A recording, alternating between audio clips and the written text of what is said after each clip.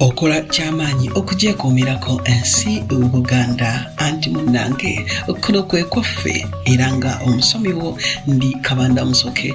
N'olunaku olwaleero nga tukyali mu katabo kaffe Basajja Mivule akawandiikibwa Solomon Ike Mpalanyi, era nga ku lunaku olwaleero tutuuse ku mutwe okugamba nti kino kitalo. Mivule kyamubuukako okulaba nga gye yasuubira abalamuzi yasangayo basi, anti yali kyajje ave bw'ati mu mmotoka emukono. Mikwano gye ne batandika okumusaasira nti munnaffe ng'olabye okujja ekipayopayo, anti leero eno njega omukulu tubadde tetulowooza nti atuuse ebbanga lino nga tannafa. Ebigambo ebyo Mivule kata bimusuula eddalu. Yeesisiwala nnyo n'emikono gye ne gibulako we gitereera. Okuva mu maduuka okutuuka eka omulenzi yagwa ebigo bibiri eby'amaanyi. Nnyina yamulengerako eri n'atandika okukaaba kubanga ddala tewaali ssuubi nti ddiba ayinza okuwona.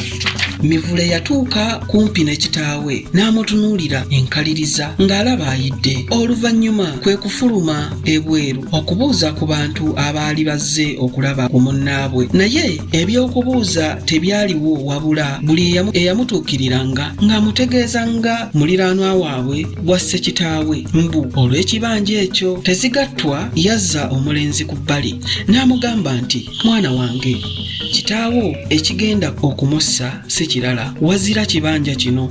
Enkaayana y'ekibanja gye njogerako yaliwo dda nga naawe tonnaba kusuubirwa.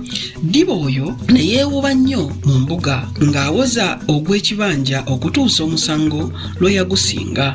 Kyokka munne n'amugamba nga mpulira n'amatu gange gano, mwana wange, naye ne bwe buliba ddi ekibanja ndikitwala, bwe kiri nnema waakiri kirifuuka amatongo. Kale nno kitaawo bw'afa lw'otolowooza nti afudde lumbeerwe, naye omusajja oyo yavuddeko entabwe. Naye mwana wange, tontundanga n'obibuulirako omuntu omulala, manyira mundaayo weesirikire.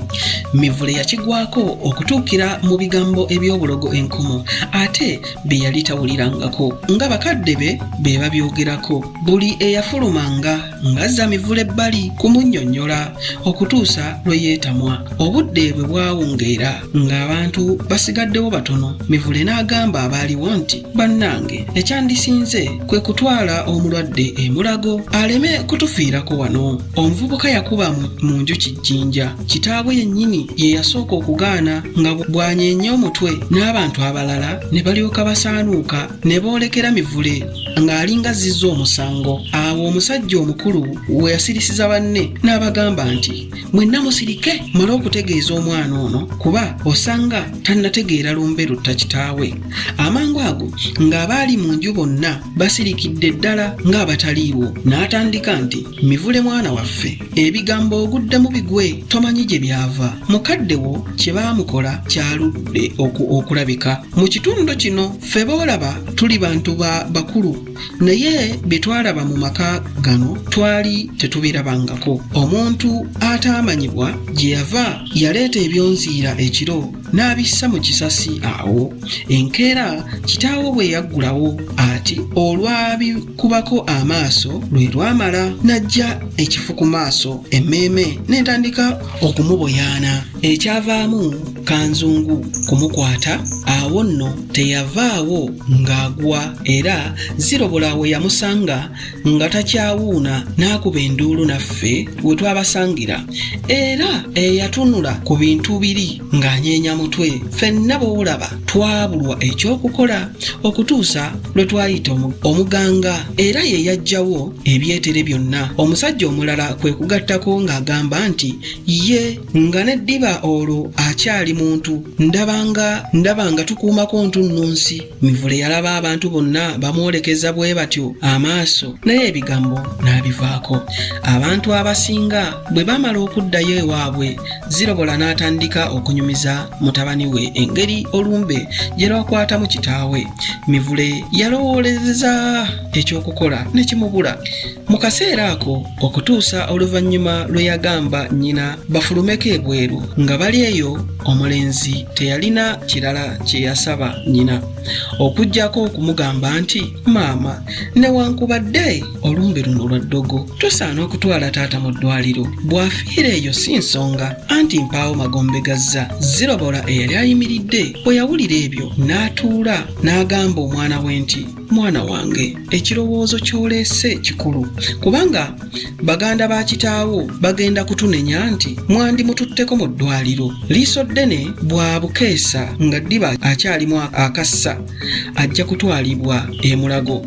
Gwe si kugamba nti ensimbi ze zitaliiwo. Mambya yali esala nga Mivule yatuusizza dda mmotoka mu luggya, abaali bakuuma omulwadde nga bamwebagajja nga bamussa mu mmotoka. Zirobola ne Konde eyali muliraanwa waabwe ow'omu Ddembo nga nabo bagiyingira, nga Mivule atuula mu maaso nga bagenda. Bwe batuuka e Mulago, omusawo omuzungu olwatunula n'okukwata bw'ati ku ddiba yalagira bulagizi kumutwala ku kitanda. Abaagenda naye bonna baali bagoberera mbu bagendera ku mulwadde waabwe. Kyababuukako baababuulizaawo nti ate mmwe bannaffe mugamba ki? Kobbo nti, ssebo, ffe twazze n'omulwadde oyo. Ko omusajja akuuma nti, kale nno bannange, temukkirizibwa kugenda na mulwadde wammwe gy'atwaliddwa. Mu kiseera kino mulindeeko munaategeezebwa ebimufaako. Oluvannyuma ye ku mwenna ani azze okujjanjaba omulwadde? Zirobola teyeekunya ng'afukamira bulungi nga yeeyanjula nti, nze ssebo, gwate naamulekera ani? Bano bannange bamperekeddeko buwerekezi. Nze nannyini muntu, yebaze bwe tuzaala omulenzi oyo Mivule gw'olabaawo. Era ebbanga lino lyonna abadde eno mu kibuga yali akyayongerako. Omusajja n'amugamba nti, maama, ne bw'oteeruma lulimi, nze mbadde njagala kumanya mujjanjabi kyokka. Kale nno nnyabo, osaana okwetegeka ebintu by'onookozesa ng'oli wano. Gamba nga akaseffuliya, akabinika n'obuntuntu obulalalala. Ko Zirobola nti, ssebo, bwaki obwo bwonna? Ko omusajja nti, munnange, toolyenga oba okunywa, ye abaffe omulwadde wo bw'anaayagalanga okulya onookolanga otya? Ko Zirobola nti, mpozze okulya kwange, naye munnange ddiba takyalina ky'asobola kulya, asigadde kufa bufi. Omusajja yalaba Zirobola agaanye okutegeera obuzibu bwe bwe yali ayolekedde, kwe kumuvaako n'akola ku balwadde abalala. Zirobola ne banne baali bakyali awo, ne wajja omusajja n'abuuza mu ddoboozi ery'omwanguka nti, ani nannyini mulwadde gwe baakatwala kaakati atasobola kwogera? Zirobola n'addamu amangu ago nga n'okusituka asituse nti, nzuuno ssebo. Ko omusajja nti, kale jangu oyambe ku musawo. Zirobola bwe baamubuuza engeri obulwadde gye bwajjamu n'aluva ku ntono ng'atandika n'ebyonziira bye baabaleetera mu mulyango. Omusajja yali avuunulira omusawo omuzungu kwe kumukomera nti, nnyabo, obulwadde bumaze ebbanga ki bukya bumukwata? Ko ye nti, ssebo, ebbanga ttono nnyo, omwezi tegunnawera. Ko omusajja nti, maama, kiki ekisinga okumuteganya? Zirobola kwe kumenya endwadde ng'agenda abalangalo nti yasooka kulumwa lubuto, n'alumwa emba, n'akanuka amaaso, yatuuka enfunda nga ziizo oluusi ayiriitira, awuunirira, akuba eri emikono, naye ekisinga byonna akukumuka ate nga bw'abugujja. Kaakati takyasobola na kwogera, nga bw'omulaba byebyo ssebo. Zirobola yeebulunguza amaaso ekisenge kyonna mwe yali ne yeewuunya nnyo okulaba ebyuma n'obucupa bwe yali talabangako, era bwe yaddayo ewaabwe yalombojja bye yalaba n'akamala bukamazi. Ddiba bwe yamala okuweebwa ekitanda, Mivule ne munne okuggyako nnyina ne baddayo eka. Zirobola yakuutira nnyo Mivule abeerenga awaka n'okulabirira ebisolo, era n'amulagira okujjanga okubalaba n'okubaleeteranga ebintu emirundi 3 buli wiiki. Enkeera Mivule yatwalira nnyina engoye, bulangiti, ebbinika emmere n'enku n'ensimbi ko n'ebintu ebirala ebitonotono. Okumanya ng'olumbe olwakwata Ddiba lwali luzze kumulya, yamala ku kitanda omwezi mulamba, oluvannyuma ne balyoka bamusiibula. Ab'eŋŋanda ze n'emikwano gye baagenda bangi okumulabako n'okumukulisa obulwadde. Ddiba bwe yali ava mu ddwaliro, omusawo yamukuutira nti ng'otuuse eka omalanga ebbanga lya nnaku 14 nga toyogera nnyo n'abantu bangi, era ky'otagezangako ddala kwe kutuula ennyo ku ntebe n'okutambulatambula ng'ennaku ezo tezinnaggwako. Ko Ddiba nti ebyo mbiwulidde ssebo, naye munnange kyazira kutuuka waka. Ddiba n'atandika okulasana ng'anyumya olw'emulago, nga gy'obeera nti mpozzi asomesa byafaayo. Abantu abakulu bwe bajjanga okumulabako ng'abakwata mu ngalo n'abasinsimulira ddala nga bwe yakolanga nga tannalwala. Eby'obutatuula nnyo ebyamulagirwa emulago nabyo gye baabimugambira gye yabireka.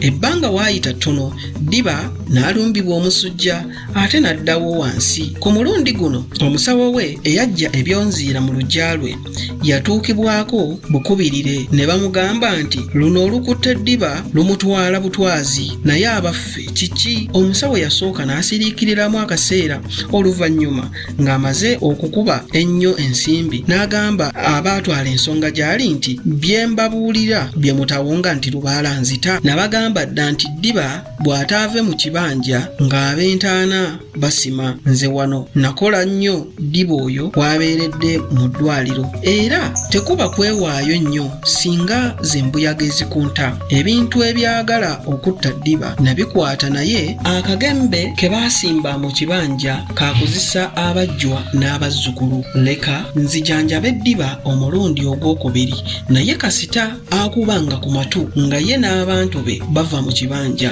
Engabi ey'ewala yeekaluba ennyama, embuulire tefa yonna, ensimbi zoogedde maze baaba. Eddagala omusawo lye yasiba mu byayi yalikwasiza ddala mivule, era gwe yannyonnyola enkozesa yaalyo. Eddagala ly'omusawo lyakozesebwa n'obukerenda bw'omusujja nabwo Ddiba n'abumira bulungi. Okwo bwe yagattako okuwummula okumala akabanga teyalwa n'awona. Ddiba olwali okusuuka ati n'agamba mukazi we nti ekiseera eky'okuva mu kibanja kituuse.